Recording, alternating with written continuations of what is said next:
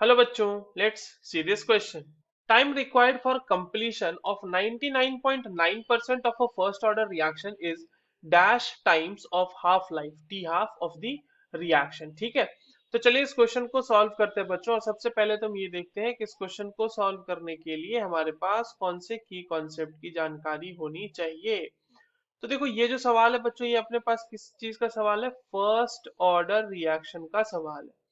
First order reaction के लिए अगर हम जो फॉर्मूला होता है मतलब इंटीग्रेटेड रेट इक्वेशन जो होता है वो होता है T is equals to 2.303 divided by k log, यहाँ पर हो जाएगा A और divided by A minus x. ठीक है, A जहां पर क्या है आपका? A आपका इनिशियल कंसंट्रेशन है और X वो है जितना आपका मतलब रिएक्शन कंप्लीट हो चुका है, या फिर इस तरह से बोले कि कितना परसेंटेज ऑफ रिएक्टेंट कंज्यूम हो गया है, वो चीज बता रहा है वो। ठीक है, तो अब इसको दो चीजों के लिए लिख लेते हैं। पहले लिख लेते हैं हम टी 99.9% के लिए। तो इसके लिए क्या आ जाएगा? ये आ जाएगा 2.303 डिवाइडेड बाय के लॉग, ए की जगह पे ए ही छोड़ देते हैं, इनिशियल कंसंट्रेशन तो वही रहेगा।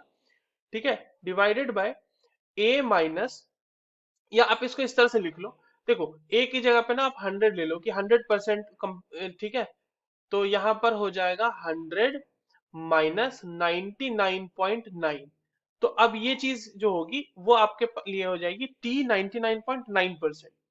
ठीक है, और ये कितनी आ जाएगी वैल्यू बच्चों? ये आ जाएंगे 2.303 डिवाइडेड बाई के, और ये अंदर की तरफ क्या हो जाएगा? लॉग 100 अपॉन 0.1 हो जाएगा ये।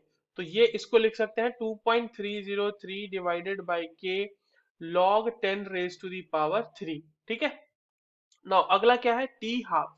टी हाफ क्या हो जाएगा? क्योंकि वो आपको पूछा ना कि हाफ टाइम का कितना होगा वो रिएक्शन, तो इसलिए टी हाफ निकालेंगे। तो वो हो जाएगा 2.303 अपॉन के, और यहाँ पर लॉग हो जाएगा। देखो बच्चों, टी हाफ के लिए क्या होता है? सिंपली ये लॉग 2 हो जाता है। क्यों लॉग 2 हो जाता है? क्योंकि ये हो जाएगा ए, यहाँ पे ए इन माइनस ए अपॉन 2।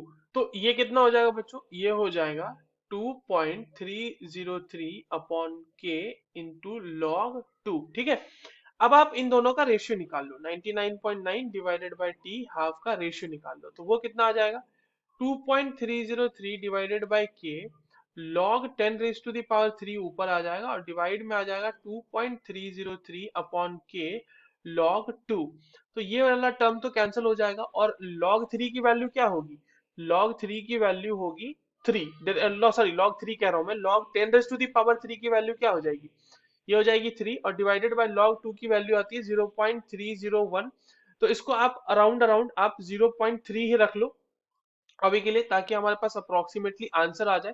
तो ये जो वैल्यू होगी वो 10 के बराबर आएगी। तो ये आप देख पा रहे हैं कि t 99.9% is equals to 10 times of t half.